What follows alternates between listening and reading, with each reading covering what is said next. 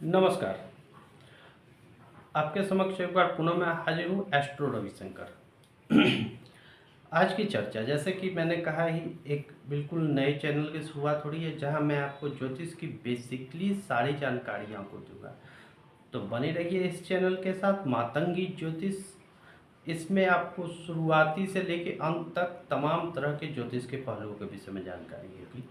तो आज अब चर्चा कर ले रहे हैं कुंडली के विषय में। कुंडली के जो 12 खाने आप देखते हैं उसमें 12 घर बने हुए रहते हैं, जो कि थोड़ी देर में आपके स्क्रीन के समक्ष हाजिर होंगे। यहाँ पर 1 से लेके 12 तक खाने रहते हैं और प्रत्येक खाना जो होता है वो अपने आप में एक विशालकाय संबंध से लेके दुनियादारी टोटल चीज उसमें समाहित होती है।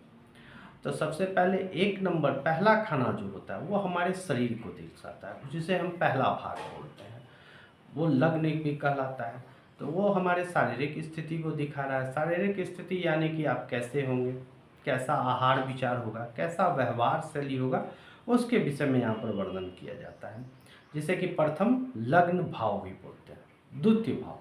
द्वितीय भाव जहाँ से हमारे वाणी, कुटुंब, सेविंग, धन, आँख, इन सारे चीज़ का विचार किया था। तृतीय भाव जहाँ से पराक्रम, छोटे भाई बहनों, छोटी छोटी यात्राओं का, हमारे मित्रों का विचार किया था। चतुर्थ भाव जहाँ से कि हमें सुख, माता का विशेष स्थान, मतलब किसी की माता का विचार करेंगे तो चतुर्थ भाव से विचार करेंगे। अपनी भूमि, वाहन, जमीन वगैरह जितने भी सुख साधन, मानसिक स्थिति, सबका विचार इस चतुर्थ भाव से करते हैं।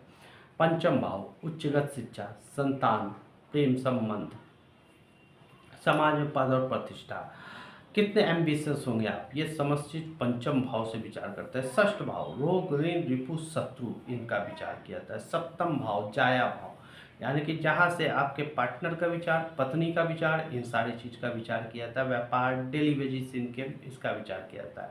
अष्टम भाव मृत्यु का भाव, अकस्मात दुर्घटनाओं का भाव, परेशानियों का भाव। नवम भाव हमारे भाग्य का, हमारे पिता का, हमारे पूर्व जन्म के कर्मों का भी विचार किया था। दसम भाव हमारा कर्म क्षेत्र, यानी कि इस बार हम क्या कर्म करेंगे, पृथ्वी लोक में आए हैं, किस प्रकार का कर्म करके जीविकोपार्जन हमारे चलेगा। पिता का भी, राज्य अधिकार का भी भाव ये बोला। एकादश भाव हमारी इच्छा पूर्ति भाव, यानी कि हमारी जो इच्छा है, डिजायर है, वो कैसी होगी, वो पूरी होगी कि नहीं, बड़े भाई बहनों का देखा जाता है। द्वादश भाव व्यय का, मोक्ष, अस्पताल, थाना, कोर्ट, कचहरी।